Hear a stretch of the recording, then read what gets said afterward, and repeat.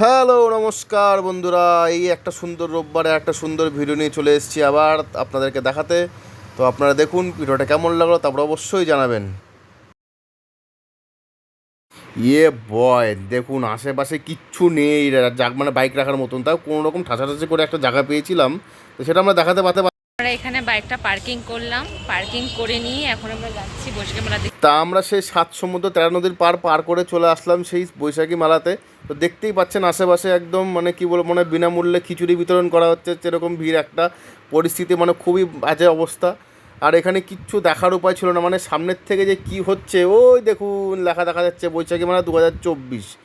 এই কোনো রকম 10 টাকার টিকিট কাউন্টারে মানে টিকিট কাটার জন্য আমাদেরকে 10 ঘন্টা অপেক্ষা করে কাটতে হলো। 10 ঘন্টা বেশি হয়ে গেল আর কি, 10 মিনিটের উপরে লেগেছিলো আর কি। মানুষের ঘামের গন্ধ শুকতে কি ভালো লাগছিলো, আহা কি সুন্দর সুগন্ধ। যাই হোক, আমরা কোনোভাবে মেলার ভিতরে প্রবেশ করলাম। মেলার ভিতরে প্রবেশ করার পরেও দেখা যাচ্ছে মানে আশেপাশে লোক থই থই করছে। কিন্তু পুরো হরে কৃষ্ণ কেস হয়ে গেছে, মনে হচ্ছে না বেকার আসছি আজকে, মানে কালকে অফিস থেকে শেষ করে আসলে হয়তো। কি হয়েছে? মেক্সিকো থেকে চলে আসছে এখানে কফি বিক্রি করতে। ওয়াও, জায়গা পাচ্ছে রে। এটাতে বলে আমি বলে চড়বো, এটা কোনো কথা হইলো? এটা কোনো কথা হইলো? এটাতে আমি চড়বো? হ্যাঁ এটার মধ্যে বসো, না, তোমাকে নিয়ে বসবো আমি, তোমাকে নিয়ে নিয়ে বসবো। তো কি হয়েছে? তোমাকে, তুমি আমার গার্জেন না? তোমাকে আমি নিয়ে বসি।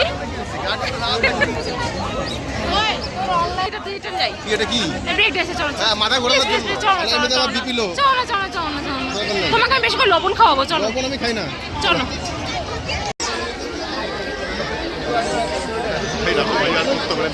এখন আসছি বৈশাখী মেলাতে। এত গরমের মধ্যে জানি না কে সবাই আসছে এখানে, তবে আমার একটু ভালো লাগতেছে। আশেপাশে অনেক সুন্দর সুন্দর মহিলা আছে, দেখে আমার টাইমটা পাস হয়ে যাচ্ছে। কী হয়েছে না, সিরিয়াসলি মেলাতে আর কোনো ভিড় জায়গাতে একটাই সুবিধা, অনেক সুন্দরী মহিলা দেখা যায়, মনটা প্রফুল্লিত হয়ে যায়। ও হ্যাঁ, তুমি ভুলে গেছো, তোমাকে বিয়ে করছি আমি। সরি, এখন মহিলা দেখার সময় নেই, আমি বাড়ি যাই এখন। আচ্ছা, আমরা বের হয়ে গেলাম, এই ভিড় অতিক্রম করে আমরা এখন বের হইলাম। তো বন্ধুরা, আমরা মেলা থেকে কিছু না খেয়েই চলে এসেছিলাম, তো ভাবছি যে কিছু খাইয়ে নেওয়া যাক। তা আমরা সেই ভাবলাম যে তাহলে কফি 99 ঘুরে আসি, আমাদের একটা পার্মানেন্ট ঠিকানা যেখানে আমরা সবসময় অনেক কিছু খাই। তো প্রথমে আমরা একটা মকটেল অর্ডার করেছিলাম, যেটা আমরা এখন তোমাদেরকে খেয়ে দেখাবো। কি সুস্বাদু ছিল বাবারে, কি গলাটা একদম ভিজে চৌচুরি হয়ে গেল, কি সুস্বাদু। আরে এটা খুলতেছে না কেন, সিল করা তাই দেখুন মস্কাই গেলাম আমি, কি লেগে আসছে কেন তুমি? এবার আবার লাগিয়ে গেছে হাতের মধ্যে, আবার আমার কি হয়েছে, মস্কাই গেলে হবে, হাত লাগেন তুমি।